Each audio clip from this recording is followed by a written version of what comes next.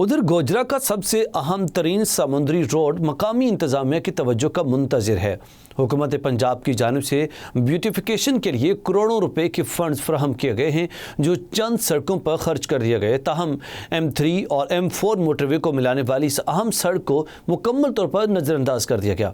इस बारे से मज़ीद जानते हैं मोहम्मद नासिर की रिपोर्ट में।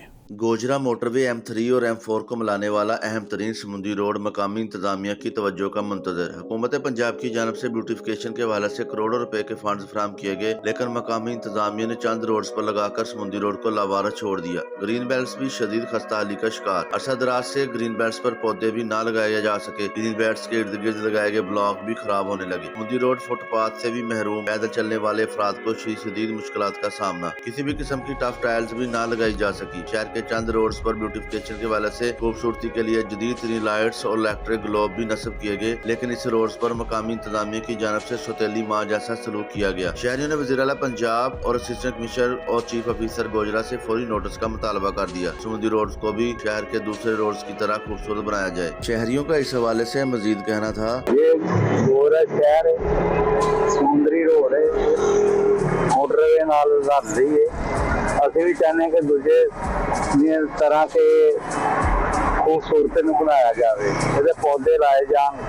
ਤਿੰਨ ਹਫ਼ਤੇ ਪਾਣੀ ਨਹੀਂ ਦਿੰਦੇ ਹੈਗੇ ਤੇ ਅਸੀਂ ਚਾਹੁੰਦੇ ਹਾਂ ਕਿ ਇਹਨੂੰ M3 ਜਿਹੜੀ ਨਾਲ ਮਿਲਦੀ ਹੈ, ਇੱਥੇ ਬਜ਼ੁਰਗਾਂ ਜ਼ਿਆਦਾ ਹੈ ਤੇ ਇਹਨੂੰ ਚਾਹੀਦਾ ਹੈ ਕਿ ਇਹਨੂੰ खूबसूरत ਬਣਾਇਆ ਜਾਵੇ। ਇੰਤਜ਼ਾਮੀਆ ਅੱਗੇ ਦਰਖਾਸਤ ਹੈ ਸਾਡੀ ਕਿ ਇਹਨੂੰ खूबसूरत ਬਣਾਇਆ ਜਾਵੇ। ਗੋਇਰੇ ਦੇ ਸਾਰੇ ਰੋਡਾਂ ਦੇ ਫੰਡ ਲਾਈ ਜਾਂਦੇ ਆ, ਇਹਨੂੰ ਲਾਵਾਰਸ ਛੱਡਿਆ ਵਾ ਤੇ ਇੱਧਰ ਵੀ ਗੌਰ ਕੀਤੀ ਜਾਵੇ ਜੀ। ਕੋਈ ਸਾਈਡਾਂ ਦੇ ਟਾਪਕਾ ਲੱਗੇ, ਮੇਨ ਰੋਡ ਆ ਮੋਟਰਵੇ ਨੂੰ ਲੱਗਦਾ ਜੀ। ਮਿਹਰਬਾਨੀ ਹੈ ਇੱਧਰ ਵੀ ਨਜ਼ਰਸਾਨ ਕਰੋ। ਇਹ ਸਾਹਮਣੇ ਮੋਟਰਵੇ ਦਾ ਅਟੈਚ ਲਿਆਦਾ ਹੈ ਤੇ ਗਰੀਬਾਂ ਚੱਲ ਜਾਵੇ ਤੇ ਇਹਦੇ ਤੇ ਕੋਈ ਸਬਜ਼ ਪੌਦੇ ਲੱਗੇ ਹੋਣ, ਕੋਈ ਟਾਪਕੈਲ ਹੋਵੇ।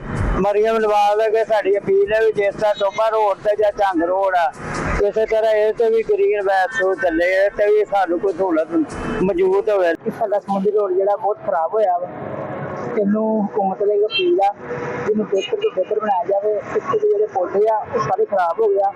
ਇੱਥੇ ਜਿਹੜੇ ਰੋਡ ਵਾ ਉਹ ਸਾਰੇ ਘੱਟੋ ਘੱਟ ਇੱਥੇ ਨਾਲ ਟੈਲ ਲਗਾਈ ਜਾਵੇ। ਇਹਨੂੰ ਬਿਹਤਰ ਤੋਂ ਬਿਹਤਰ ਬਣਾਇਆ ਜਾਵੇ। ਹੁਕੂਮਤ ਨੂੰ ਫੰਡ ਆਇਆ, ਲੇਕਿਨ ਪਿਛਲੀ ਸਾਈਡ ਤੇ ਕੋਈ ਨਹੀਂ ਹੋ ਰਿਹਾ ਕੰਮ। ਉਧਰਲੀ ਸਾਈਡ ਤੇ ਝੰਗ ਰੋਡ ਤੇ ਮਿਸ਼ਨ रोड पे वो बेहतर हो गया, लेकिन इधरली साइड पे कोई चीज नहीं हो रही। कैमरामैन चौधरी जमीर के साथ मोहम्मद नासिर, M न्यूज़ गोजरा।